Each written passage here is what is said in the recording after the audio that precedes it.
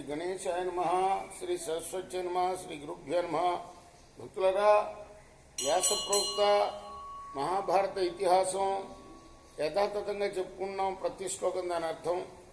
ఇందులో భాగంగా నిన్నటి వరకు మనం ఆదిసభ, అరణ్య, విరాట, ఉద్యోగ, భీష్మ, ద్రోణ, కర్ణ, శల్య, సౌప్తిక, స్త్రీ పర్వాలనే 11 పర్వాలు పూర్తి చేసాం. 18 పర్వాల్లో 12వదైన శాంతి పర్వంలో కూడా మనం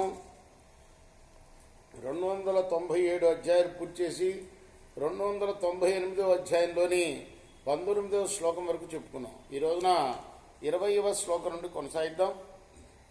కొనసాగించే ముందు వ్యాస భగవాను ప్రార్థన చేసుకుందాం. వ్యాసాయ విష్ణు రూపాయ వ్యాసరూపాయ విష్ణవే నమో వై బ్రహ్మనిదయే వాసిష్ఠాయ నమో నమః. నారాయణం నమస్కృత్య నరం చైవ నరోత్తమం దేవీం సరస్వతిం వ్యాసం తతో జయముదీరయేత్. అంజనానందనం వీరం జానకీ శోకనాశనం కపీశమక్షంతారాం వందే లంకా భయంకరం.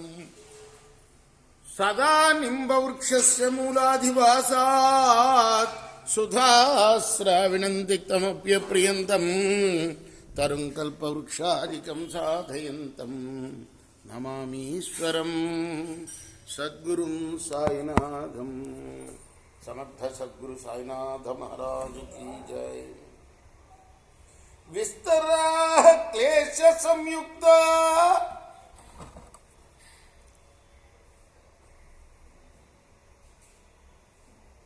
సంక్షేపాస్తు సుఖావహ పరార్థం విస్తరా సర్వే ఛాగమాత్మహితం విదుః. చాలా విస్తారంగా ఉండే కర్మకాండ అనేది ఎన్నో కష్టాలతో కూడింది. అది వాటికన్నా సంక్షిప్తంగా ఉండే జ్ఞానకాండ సుఖకరమైనది.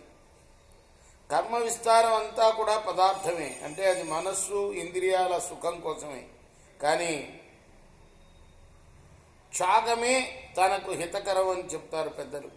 యథా మృణాలానుగతం ఆసు ముంచతి కథమం తథాత్మా పురుషస్యేహ మనసా పరిముచ్యతే.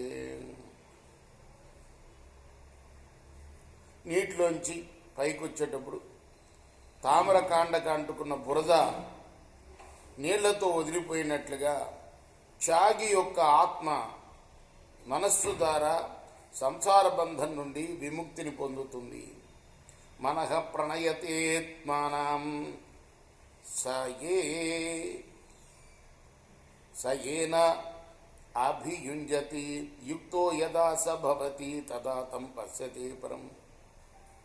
మనస్సు ఆత్మను యోగం వైపుకు తీసుకెళ్తుంది. యోగి మనస్సును ఆత్మలో లీనం చేస్తాడు. అతడు యోగ సిద్ధులైన తరువాత తప్పనిసరిగా పరమాత్మ సాక్షాత్కారాన్ని పొందుతాడు.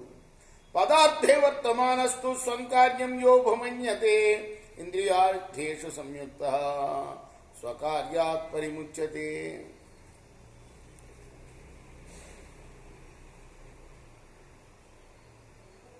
ఈ బాహ్యేంద్రియాల తృప్తి కోసం విషయ సుఖభోగంలో ప్రవర్తించి ఇదే తన ముఖ్య కర్తవ్యం అనుకునేవాడు అసలైన తన కర్తవ్యం నుండి దూరం అవుతాడు. అధస్థిర్యగతిం చైవ సర్గే చైవ పరాంగతిం ప్రాప్నోతి సుకృతైరాత్మ ప్రాజ్ఞస్యేతరస్య. ఈ లోకంలో వివేకవంతుడి యొక్క ఆత్మ కానీ మూర్ఖుడి యొక్క ఆత్మ కానీ తాను చేసిన కర్మానుసారం ఒక్కొక్కసారి నరకాన్ని పొందుతాడు, ఒక్కొక్కసారి పశుపక్ష జన్మను పొందుతాడు, ఒక్కోసారి స్వర్గాన్ని పొందుతాడు, ఒక్కోసారి ఉత్తమగతి అయిన మోక్షాన్ని కూడా పొందుతాడు. మృన్మయే భజనే పక్కే యథా వై పశ్యతి ద్రవ తదా శరీరం తపసా తప్తం విషయమస్మృతి. బాగా కాలిన కుండలో నీళ్లు మొదలైన ద్రవ పదార్థాలు ఇంకకుండా ఎలా ఉంటాయో అలానే తపస్సుతో తప్తమైన సూక్ష్మ శరీరం బ్రహ్మలోకం దాకా ఉండే విషయానుభవాన్ని పొందుతుంది. విషాన స్మృతే యస్తు నసభోక్ష సంశయం యస్తు భోగాంశ్చేతాత్మా సవై భోక్తుం వ్యవస్యతి. శబ్దస్పర్శాదులైన విషయాలను అనుభవించే వ్యక్తి నిశ్చయంగా బ్రహ్మానందానుభవానికి దూరం అవుతాడు.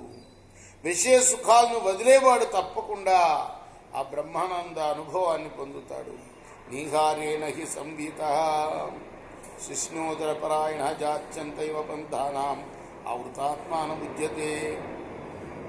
పుట్టుగుడ్డివాడు తోవను దారిని చూడలేనట్లు, శిష్ణోదరపరాయణుడు అంటే శారీరక సుఖం పుట్ట నింపుకోవటం ఇవే ప్రధానంగా కలవాడు అజ్ఞానం కప్పిన జీవుడు. వాడు మాయారూపమైన మంచు కప్పిన మోక్ష మార్గాన్ని తెలుసుకోలేడు. వణిజ్యథా సముద్రాద్వయి యథార్థం లభతే ధనం తథా మర్చార్ణవే జంతో కర్మ విజ్ఞానతో గతి. వైశ్యుడు సముద్రం మీద వ్యాపారం కోసం వెళ్తాడు. పెట్టుబడి డబ్బుతోటి ధనం సంపాదించుకొని వస్తాడు. అలానే సంసార సాగరంలో వ్యాపారం చేసే జీవుడు స్వీయ కర్మకు తగిన గతిని పొందుతాడు. అహోరాత్రమయే లోకే జరారూపేణ సంసరన్ మృత్యుర్గ్రసతి భూతాని పవనం పన్నగో యథా.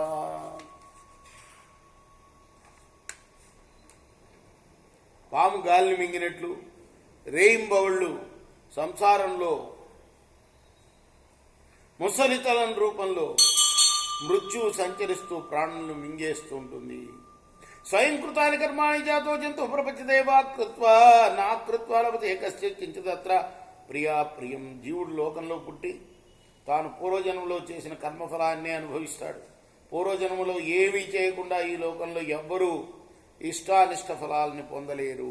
రేపు మనం 31వ శ్లోకం నుండి కొనసాగిద్దాం. కృష్ణార్పణమస్తు. సాయి కృష్ణ. స్వస్తి ప్రజాభ్య పరిపాలయంతాం న్యాయేన మార్గేణ మహిమహీషా గో బ్రాహ్మణేభ్యః శుభమస్తు. నిత్యం లోకాః సమస్తాః సుఖినో భవంతు. కృష్ణార్పణమస్తు. సాయి కృష్ణ.